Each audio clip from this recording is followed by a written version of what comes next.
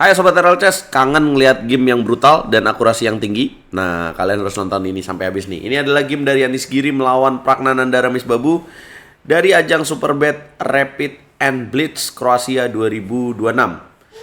Berlangsung di Zagreb, Kroasia, teman-teman. Nah, ini game yang sangat tinggi akurasinya, 99,5%. Gila nggak tuh? Dan apa yang terjadi? Kalian harus nonton sampai habis. Game ini selesai dengan sangat epic dan klimaks. Sebelum itu jangan lupa di like dulu, di share dan di subscribe, dan nyalakan lonceng notifikasi. Kasih hype untuk video ini ya, biar saya makin semangat untuk bikin konten. Oh ya, saya lagi jualan baju dan set catur teman-teman, yang limited edition. Kalau kalian mau check out, ada WhatsApp-nya di bawah. Nah, teman-teman, Anies Giri mulai dengan langkah D4. Ini 25 menit, bonus waktu 10 detik. Hitam D5, kemudian putih C4. Queen Gambit, salah satu pembukaan catur tertua di dunia, yang bahkan dibuat film nih. Kemudian E6, putih kuda F3, hitam kuda F6, putih G3. Ya, akhirnya berubah jadi Katalan ya, dengan pengorbanan pion pada petak C4. Hitam gajah ke petak E7, putih gajah G2, kemudian mengamankan raja, hitam, putih mengamankan raja, dan Pragnananda lebih pilih variasi close. Kan Katalan sebenarnya bisa makan pion C4 ya. Kemudian bisa juga dengan C6. Nah, C6 ini lebih tertutup. Jadi si hitam ini pengen bikin bangunan yang solid. Tapi kok bisa menang dengan brutal? Putih lanjutkan dengan Queen C2, kemudian hitam B6, putih benteng D1, hitam kuda BD7, putih gajah F4 ya, mengontrol petak pusat E5, hitam kuda ke petak H5 ancam langsung, gajah mundur lagi, kemudian balik lagi, dan B3. Ya bisa bolak-balik tuh remis, tapi Anies Giri cari menang dong dengan bawa putih. B3 dimainin, hitam gajah ke petak B7, putih kuda C3, hitam gajah A6, putih gajah B2. Dikasih tuh pion C4. Tapi kalau hitam di sini makan pion C4 dan itu juga dilakukan, maka putih makan lagi, hitam makan lagi, dan putih kuda ke petak D2. Sebenarnya langkah kuda D2 ini ya tujuannya ngancem gajah dapat pion C6. Yang lebih tepat itu kuda ke petak E5 karena lebih punya ancaman yang lebih ngeri lagi ya. Ya kalau dimakan kan dia makan lagi, ini discover tag ya. Bahaya banget buat hitam. Nah, apa bedanya dengan kuda D2? Bedanya adalah ketika balik lagi kemudian putih mengambil pion di petak C6, hitam sudah aktif mengancam. Beda ya. Kalian bisa bedain lah tekanannya kan. Kalau kuda E5 kan lebih menekan ya. Nah, nggak tahu nih kenapa Mas Anies milih kuda D2, salah kalkulasi kayaknya. Kemudian gajah mundur ke petak F3 sehingga tekanan berubah arah. Hitam yang sekarang menekan balik. Nah, kalau lu jadi hitam, momentum ini bakal lu jalanin langkah apa untuk bisa menekan balik, teman-teman. Gua kasih soal dulu nih biar kalian dapat ilmu juga dari game ini. Pause videonya ya kalau kalian pengen mikir lebih lama. Yap, karena ini udah ngepin, maka B5 adalah langkah yang kelihatan paling mudah untuk dimainkan. Untuk lanjutan B4 dan dapetin kuda di petak C3. Putih jelas menahan itu dengan A3, hitam keluarin queen ke petak B6, ancam pion juga. Putih queen B3 dikasih tapi bahaya ya, nanti ada discover attack dari bishopnya. Hitam mainin langkah benteng B8. Putih kuda D ke petak M4. Hitam terima pertukaran itu. Kemudian putih makan lagi pakai bishop dan hitam gajah B7. Nah, ini tips ya, kalau middle game lu lihat gajah lu udah nggak berfungsi bagus, ide paling sederhana di middle game atau di permainan tengah adalah dengan menukar perwira pasif yang udah out of play dengan gajah yang aktif. Dan gajah ke petak B7 ya. Tadi saya mute memang. Dan kemudian gajah makan B7, queen makan B7. Nah, queen B7, hilangnya gajah tentu menguntungkan buat hitam ya, karena tekanannya jadi berkurang.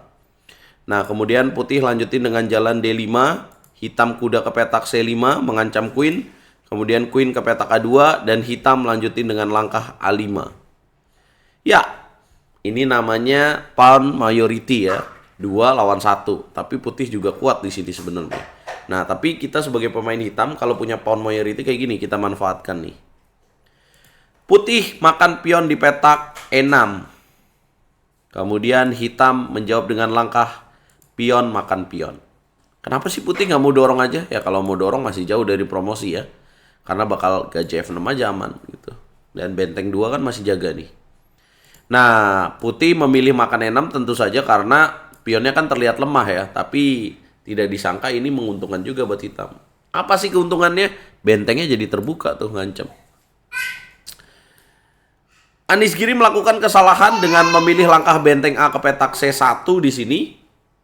Ya, langkah lainnya yang lebih bagus adalah kuda B1, susah banget ya. Atau benteng A ke petak B1. Benteng A ke petak C1, teman-teman. Apa yang Anda lakukan kalau Anda jadi hitam? Ya, B4 aja dimainin, Bang. Betul, dorong pion, great move. Dimakan lagi. Dan kemudian kuda B1, dorong pion B3 lagi, Bang. Betul, great move. Queen ke petak A5.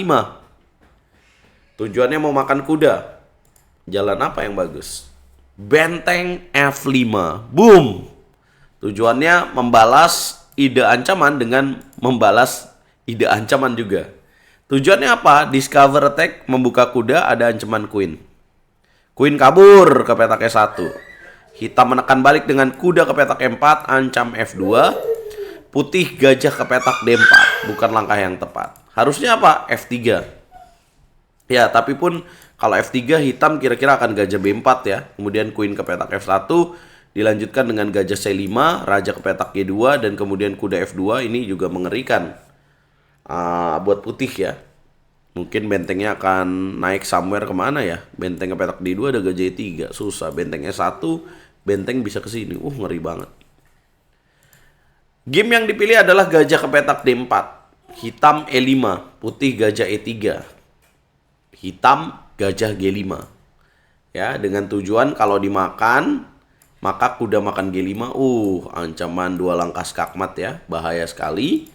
Maka putih memilih queen ke petak A5. Coba temukan langkah brilian yang bisa dimainkan oleh hitam dan membuat hitam menang dengan sangat epic, teman-teman, di game ini. Yes, sacrifice the knight. Boom. Dimakan. Ya harus dimakan dong, karena kalau nggak skakmat, dimakan dan kemudian boom, sacrifice the rook. Brilliant move dari hitam. Putih menyerah. Kok menyerah ya? Ancaman checkmate pertama. Kalau misalkan di sini queen ke petak D5 ditukar, dimakan lagi, maka akan ada bentengnya 2. Susah ya, kalah pion gini, dilanjutin pun kalah nih. Gajah 3, raja ke petak H1, kemudian gajah D4, selesai lah. Tapi kalau dimakan kenapa tuh, Bang? Kalau dimakan kira-kira kenapa, teman-teman? 2 langkah skakmat, benteng ke petak F8, raja ke sini ada queen ke petak H1, raja E1, queen H1, raja ke petak D1 ada gajah E3 skakmat. Gokil banget ya. Ini adalah game brilian dengan akurasi 99,5%. Catur cepat loh, gila banget otaknya. Super fast banget nih ya. Pentium berapa nih otaknya si Prak nih. Nah, siapa yang memimpin klasemen setelah pertandingan ini? Ini game yang sangat luar biasa dari Pragnananda ya. Setelah selesainya catur cepat, yang memimpin adalah Ali Reza Firuja dengan 12 poin. Pragnananda juga sama 12 poin. Nah, hari ini akan dimulai catur cepat ya, teman-teman. Dan kalau ada waktunya kita nanti live ya. Blitz akan dimulai jam 8. Seru sih ini nonton Blitz. Gimana, teman-teman? Kita nonton nanti malam. Jangan lupa like, komen, dan subscribe, dan kasih hype untuk video ini biar saya makin semangat untuk bikin konten. Check out merchandise RL Chess ya, teman-teman. Langsung hubungi di deskripsi. Kita ketemu di video berikutnya.